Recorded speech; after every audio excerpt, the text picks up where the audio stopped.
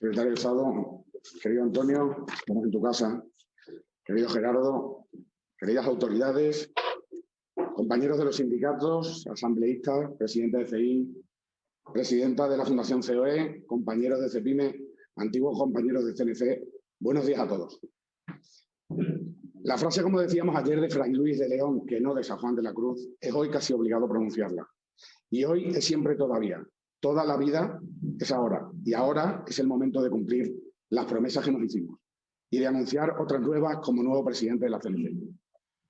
Entono la voz con un poco de carraspeo en la garganta para decir con orgullo que vuelvo a la organización donde comencé. Regreso a la casa donde empezó mi carrera profesional, que hoy vive uno de sus días más especiales, emotivos y honrados. Y para mí se trata de todo un privilegio. Del inicio de una nueva era en la que prometo afanarme, sacrificarme y trabajar con ahínco para ahuyentar las amenazas y aprovechar las oportunidades, que las hay. En primer lugar, debo trasladar mis más sinceras disculpas por la forma en la que se ha desarrollado este procedimiento, alterado por la pandemia y por las complejidades internas, que han motivado que la cercanía personal, las llamadas de teléfono o el roce... Me cago en la leche, ya me he emocionado, Vicente, me cago en...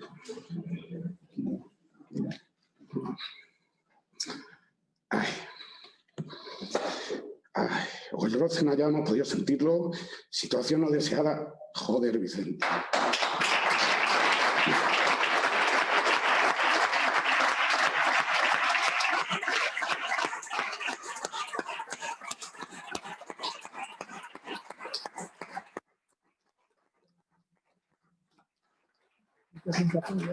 Máxima cuando nos conocemos desde hace años y a muchos os siento como amigos personales. Esa es la causa por la que estas palabras no pueden ser un discurso de investidura al uso, sino más bien un esquema de un programa electoral. Una declaración de intenciones respecto de la CNC, de la Fundación Laboral de la Construcción, de nuestro convenio y de nuestro futuro. Y teniendo en cuenta la crisis pandémica e institucional que sufrimos, el cambio es ahora rigurosamente necesario, pues en momentos de crisis solo la imaginación es más importante que el conocimiento. Quienes me conocéis con más intensidad, sabéis que en mi vida laboral he hecho una sola entrevista de trabajo. En ella, impulsado por don José Antonio Calvo, me entrevistaron don José Luis Alonso y don José Luis Pastor en la segunda planta de Diego de León 50, siendo todavía opositor a registros. Y mi entrada fue por la puerta grande, pues sin entender ni una sola sigla de las que me decían, ya el segundo día me sentaron a negociar el convenio general del sector de la construcción que afectaba a más de 1,5 millones de trabajadores sin saber en qué consistía ni eso del diálogo social ni aquello de la negociación colectiva, instrumentos fundamentales hoy en día para acercar posturas y reconstruir puentes dinamitados por culpa del populismo, del extremismo y de la polarización.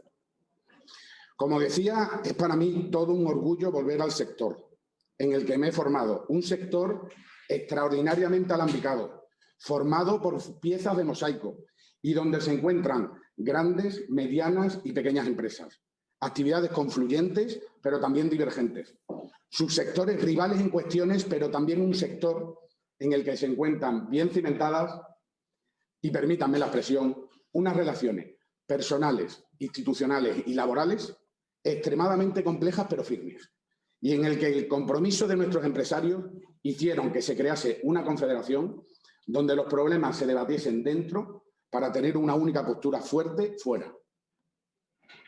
Un sector, el de la construcción, fundamental para acelerar la ahora ansiada recuperación, por su peso en el PIB y su importancia para generar empleo, y sobre todo por su capacidad para generar un efecto tractor sobre otros sectores de nuestra ahora maltrecha y necesitada economía.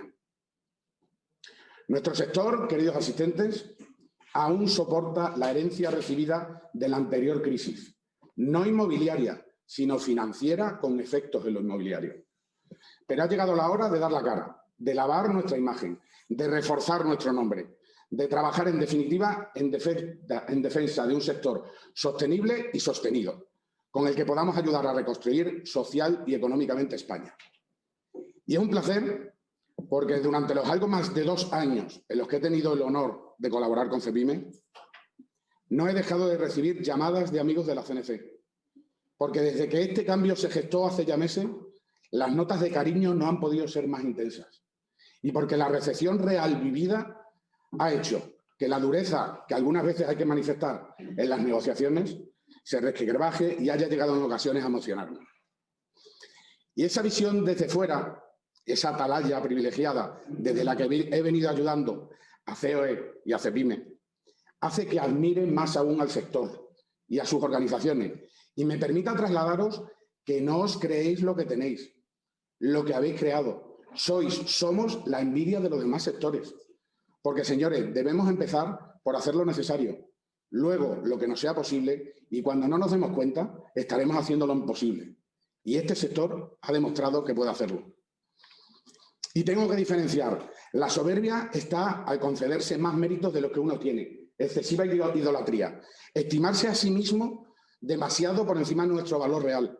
Sin embargo, el orgullo, a diferencia de la creencia habitual, es algo muy positivo cuando nos posicionamos desde su perspectiva más optimista. Así, Bárbara Fredrickson lo considera una de las emociones más positivas que existen, ya que el orgullo nos permite valorarnos, a lo que somos capaces de construir, a nuestras acciones y experiencias, a nuestros propios logros, así como también los logros y acciones de los demás. Pues debemos tener orgullo y potenciar nuestro sentido de pertenencia, que, como dice Robin Sharma, significa amar el sitio donde nos desempeñamos o vivimos. Acabemos con los complejos que en ocasiones arrastramos. Reforcemos nuestras alianzas, nuestro sentido de pertenencia. Vistamos todos la misma camiseta, aunque no hicemos banderas ni airemos bufandas. Y sintámonos orgullosos, pues el orgullo nos permite valorarnos y percatarnos de lo que somos y seremos capaces de construir. Sobre todo porque en este sector sabemos el valor del trabajo bien hecho, porque sabemos dar servicio sin olvidar que venimos a servir, no a ser servidos, a llamar, no a ser llamados.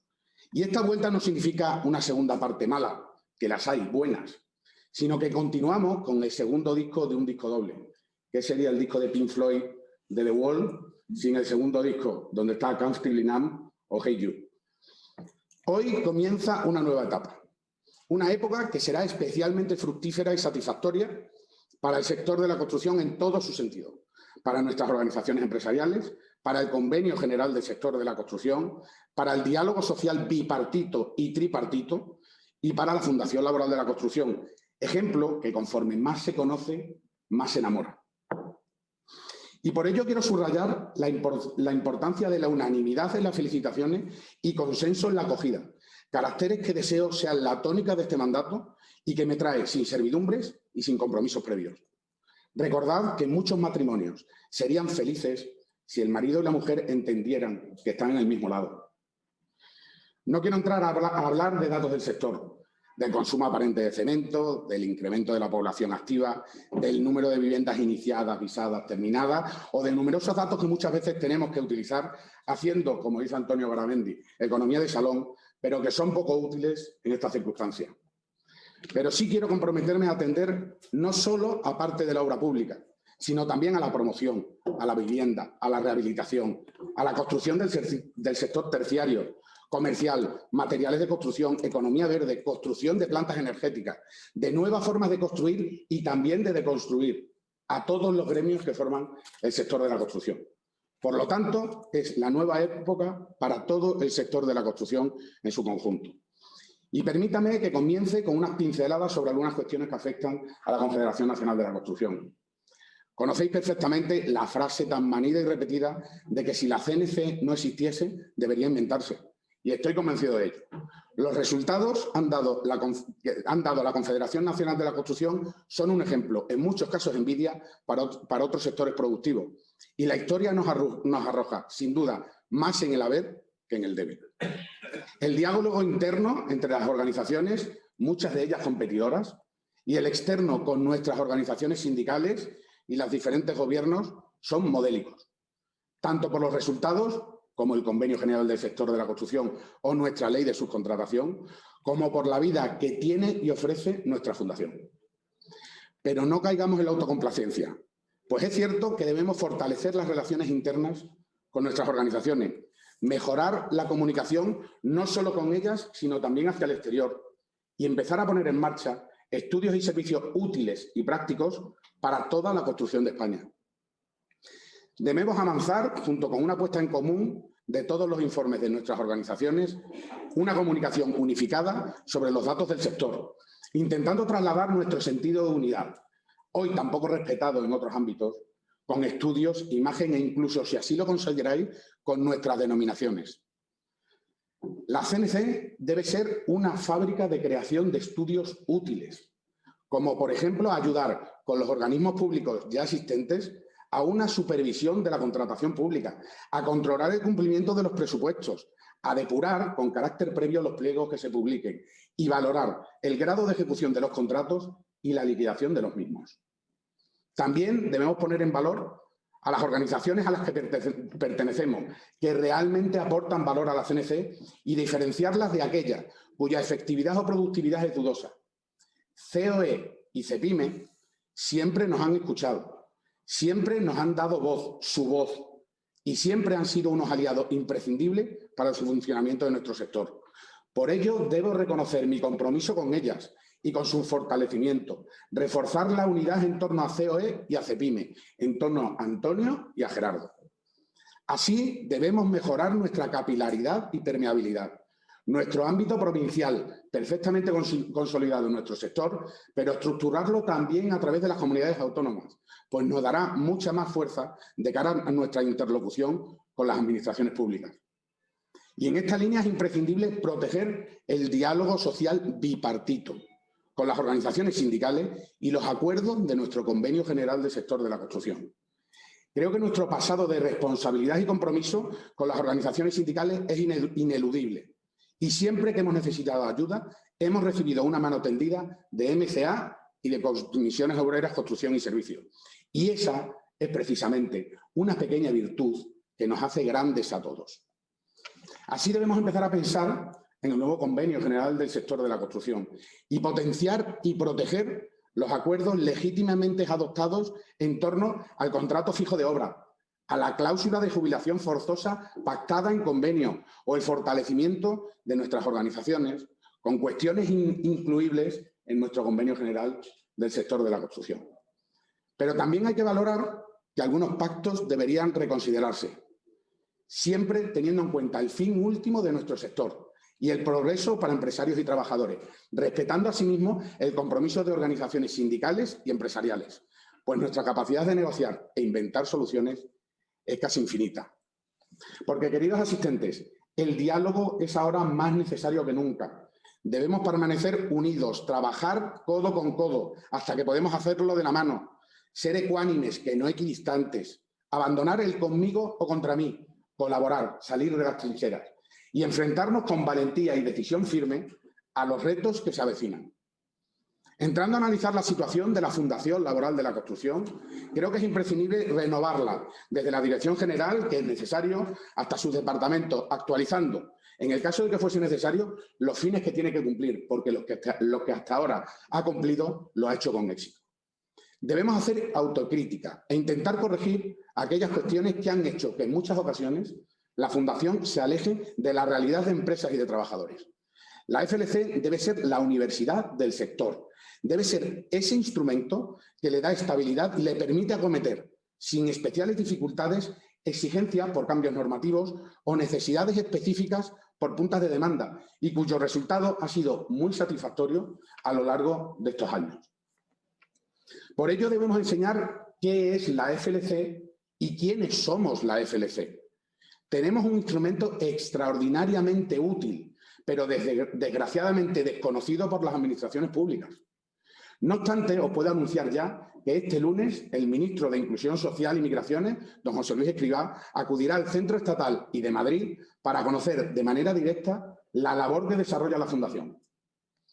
Asimismo, dar a conocer la Fundación como este lunes es una buena forma para renovar el convenio con Seguridad Social en relación con el cobro de las cuotas y que por diversas causas decayó hace algunos meses, cuestión que supone un golpe de gracia en su viabilidad, poniendo en peligro un instrumento que, supervisado por la propia Administración, pues su protectorado recae en el Ministerio de Educación, imparte formación a casi 95.000 alumnos al año en 50 centros propios repartidos por todo el territorio nacional y utilizando para el bien del sector de empresarios y de trabajadores alrededor de 74 millones de euros.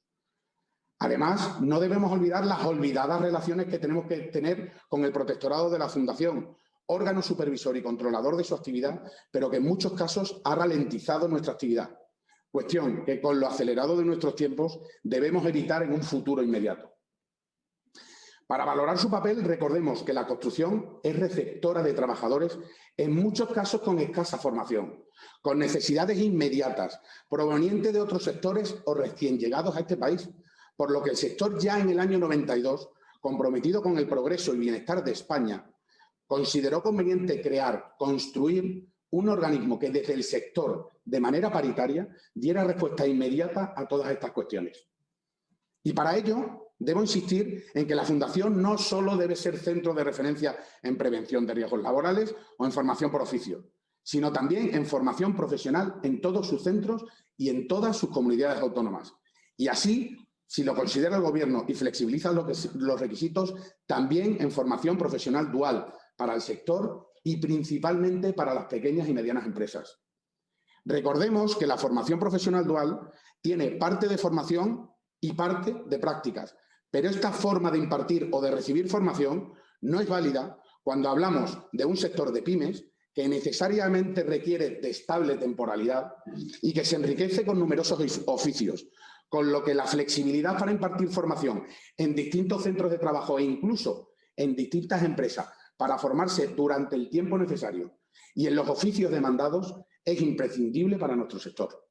Y para ello, si es necesario, la Fundación Laboral de la Construcción puede ejercer de tutor para los trabajadores en este tipo de formación. Asimismo, debe potenciarse la formación específica por oficios, la que más urge a las empresas y la que más crea profesionales y en ocasiones nuevos empresarios. Y sobre ella buscar una transformación digital de la Fundación para que el tiempo que pase entre las necesidades de una empresa o de un trabajador sea el mínimo hasta recibir la formación. Por otro lado, se debe profesionalizar la gestión de la formación de la Fundación y, sobre todo, estructurar su organización interna haciendo una optimización del departamento comercial y su rentabilidad, para que la permeabilidad de las acciones de la Fundación llegue real y efectivamente a la última de nuestras empresas. Como todos sabéis, la FLC es ejemplo de paridad, de diálogo social bipartito, de buen funcionamiento, de buena coordinación entre intereses divergentes, pero confluyentes en torno al sector en España, y ejemplo fuera de España.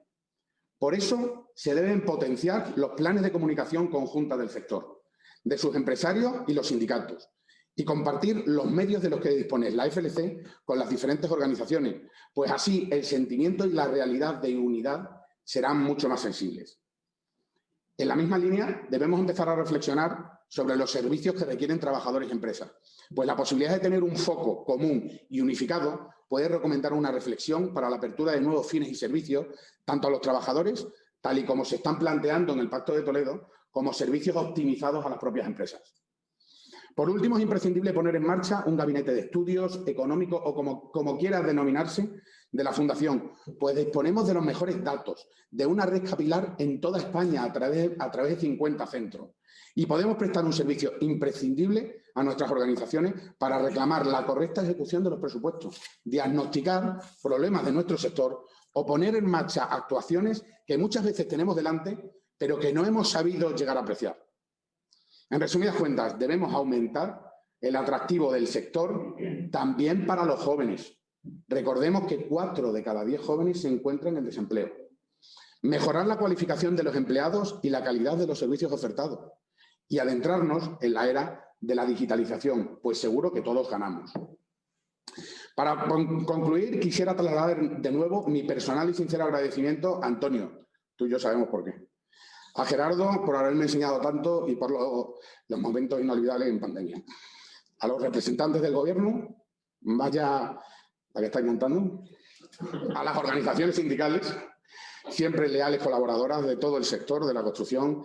A los asambleístas, a todos los asambleístas por vuestro incondicional apoyo y abrumadora unanimidad, y a los trabajadores de CEPIME que me han sufrido estos 2 años. Y especialmente a Ana, por su carácter, lealtad y paciencia. Ay, conocéis de mis defectos y posiblemente alguna virtud tenga, pero creo que en torno a la recepción que he tenido, a la unanimidad de criterio, a esa voz única que ha motivado el retorno, seguiré adelante con ilusión reforzada y navegaré con vuestra colaboración evitando las luchas entre territorios, entre tamaños de empresa, entre subsectores, haciendo de nuevo grande a la construcción española y a sus organizaciones. Recuerdo una anécdota de Unamuno, siendo rector de la Universidad de Salamanca, en donde se celebraba en la universidad un acto de conmemoración del descubrimiento de América. Mientras intervenía Millán Astray, que era el jefe de la Legión, sus partidarios coreaban el eslogan «¡Viva la muerte!». Don Miguel no pudo contenerse, con esa voz ronca que tenía burlonamente, se volvió hacia el general diciéndole: el movimiento militar no debe solo vencer, sino también convencer. Un enfurecido Millán Astray contestó con un muera la inteligencia. Y según parece, solo la intervención de la mujer de Franco, que presidía el acto, evitó que el general pegara al rector. Pocos días después, Unamuno fue destituido de su cargo de rector y sus amigos ya no se atrevían a sentarse con él en su café favorito del centro de la ciudad. En la más amarga soledad, murió 2 meses después en su casa, víctima de una profunda pesadumbre. Pues eso, hay que vencer, pero también hay que convencer. Y sobre todo, por el bien de mi familia laboral, la CNC, y la personal, sobre todo por mis herederos, que espero que hereden dentro de mucho, Javi y Marina, no morir en 2 meses ni en amarga soledad. Me habéis tenido y me tenéis a vuestra disposición siempre. Muchas gracias.